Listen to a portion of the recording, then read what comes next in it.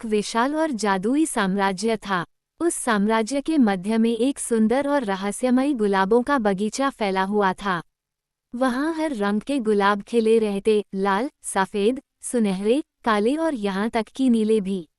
लेकिन ये बगीचा साधारण नहीं था। ये बगीचा एक जादुई शक्ति का कैदखाना था।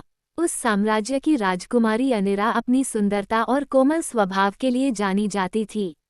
उसका हृदय दया और प्रेम से भरा हुआ था, लेकिन उसके जन्म के समय एक दुष्ट जादूगरनी ने भविष्यवाणी की थी, ये राजकुमारी प्रेम से संसार को जीत लेगी और यही मेरी हार होगी। इसलिए इसे गुलाबों की दुनिया में कैद कर दिया जाएगा। जब राजकुमारी 16 वर्ष की हुई, तभी अचानक एक तूफान उठा और महल के चारों ओर की जमीन पर कांटेदार गुलाबों की दीवार खड़ी हो गई। राजकुमारी अनिरा उसी गुलाबों की दुनिया में खींच ली गई। वहां उसके चारों ओर अनगिनत गुलाब थे, लेकिन हर गुलाब के पीछे रहस्य और खतरा छिपा था। गुलाब दिन और रात वहां गुलाब खिलते और मुरझाते, लेकिन राजकुमारी बाहर नहीं निकल सकती थी। उसे केवल गुलाबों की महक, गुलाबों के रंग और गुलाबों के आंसुओं के बीच ही जीना था। धीरे धीरे राजकुमारी को पता चला कि हर गुलाब एक आत्मा का प्रतीक है। कुछ आत्माएं दुखी थीं, कुछ प्रसन्न और कुछ श्रापित। गुलाबों के कांटों ने उसकी दुनिया को और कठोर बना दिया, लेकिन अनिरा के दिल में हिम्मत थी।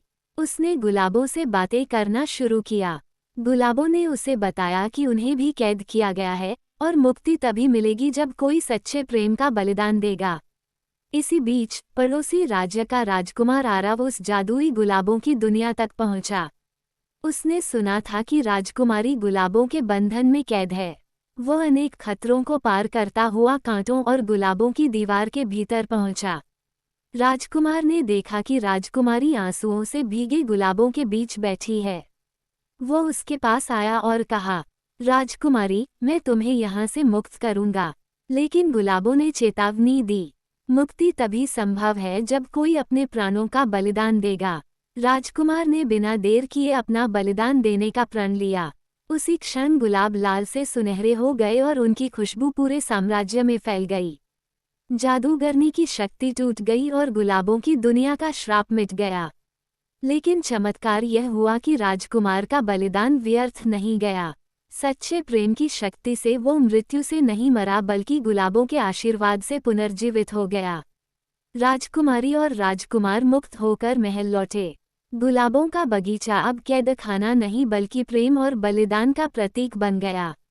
उस दिन से गुलाब केवल सुंदर फूल नहीं रहे, बल्कि प्रेम, त्याग और आज़ादी का प्रतीक माने जाने लगे।